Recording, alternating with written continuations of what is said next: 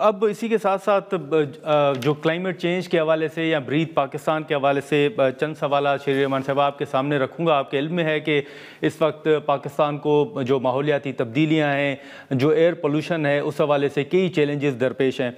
अब don media group की जानिब से जो ब्रीथ पाकिस्तान है, उसी अम्ब्रेला के तहत एयर पोल्यूशन कॉन्फ्रेंस जो है वो करवाई जा रही है 11 अक्टूबर को लाहौर के अंदर। ये अभी भी जो हमने गुफ्तगू की वो क्लाइमेट चेंज के हवाले से ही मामलात हैं जो सिंध और पंजाब के दरमियान एक तनाज़ा सामने आ रहा है। आपकी नज़र में ये जो कॉन्फ्रेंस है वो कितनी अहमियत और बर वक्त एक फ़ैसला है? जी, मुझे आपकी एयर पोल्यूशन कॉन्फ्रेंस का नहीं पता।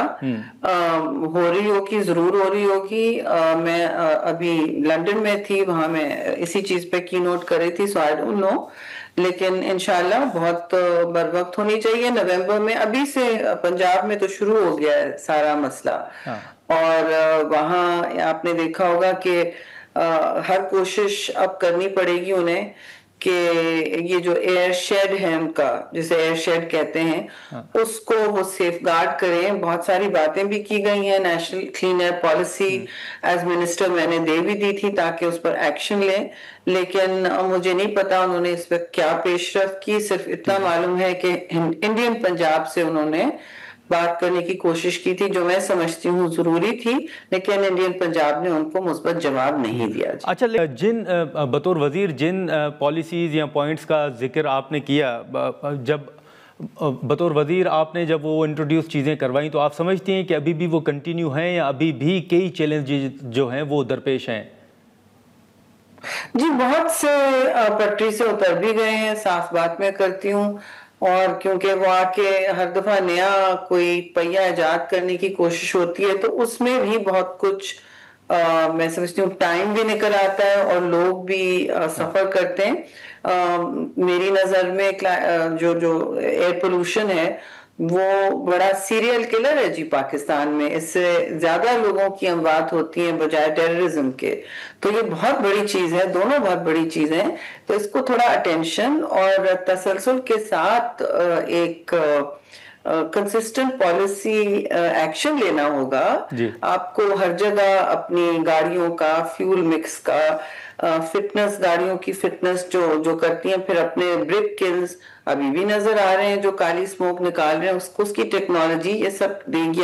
घर में वुड स्टोव्स होते हैं, आपका फ्यूल मिक्स होता है, छोटी और बड़े एक्शन सब का एक कैस्केड होता है। फिर जाहिर है क्रॉप बर्निंग की बात होती है जो फार्मर्स करते हैं, भाई आप उनको वर्कशॉप में बुलाएंगे, आप उनको कोई मुतबादिल तरीका बुलाएंगे जो हैं, तो वो फिर पेशरफ करेंगे। वो फार्मर तो अपना सस्ता पुराना ट्राइड एंड टेस्टेड मेथड रखेगा, वो करते जाएंगे जो उनको मतलब एक सदी से उनको आदत है करने की। आपने उनको आदत छुड़वाने के लिए बहुत मेहनत से और तसलसल से सिखाना होगा कि इसके मुतबादिल तरीकेकार क्या है। वो मेरी नजर में अभी नहीं हुआ है। आप सिर्फ उनको कह के कि आपने नहीं करना है तो आपने नहीं, आप इधर आग बंद करेंगे, वो दूसरी जगह आपको मोटरवे पे नजर आएगा जलता हुआ, ठीक है ना। तो सीजन में ये जब शुरू हो जाता है तो फिर इसकी जो आगे है, इसका जो सल्फर कंटेंट और पर्टिकुलेट मैटर उसे कहते हैं, उसको कम करना फिर आलूदगी को इतनी हद तक ले जाता है कि फिर वो कम नहीं हो पाती। और आप देखते हैं कि लाहौर और दिल्ली जो हैं, दोनों मुल्क के दुनिया के सबसे ज्यादा पोल्यूटेड शहर होते हैं। तो ये एक अच्छी बात नहीं है। फिर मुल्तान तक भी आपने पिछले नवंबर देखा, दिसंबर देखा, हालात क्या थे। तो जो भी शहर हो, एक्शंस लेना पड़ेगा जी पोल्यूशन के खिलाफ। बिल्कुल बिल्कुल, ठीक है। बहुत शुक्रिया सेनेटर शेरी रहमान साहब आपका वक्त निकालने का। नाजरीन, सेनेटर शेरी रहमान साहबा की गुफ्तगू आपने सुनी, जो क्लाइमेट चेंज के हवाले से थी और जो सियासत के हवाले से जो एक मुस्लिम लीग नून और पीपल्स पार्टी के दरमियान एक तनाज़ा चल रहा है, उस हवाले से उन्होंने अपना मौक़िफ़ सामने रखा। हम यहाँ पर एक मुख्तसर सा ब्रेक लेते हैं और ब्रेक के बाद जो कल PTI ने पीपल्स पार्टी को एक तजवीज़ दी है तहरीक अदम एतमाद लाने के हवाले से, उस पर अली ज़फ़र साहब के साथ गुफ्तगू करते हैं।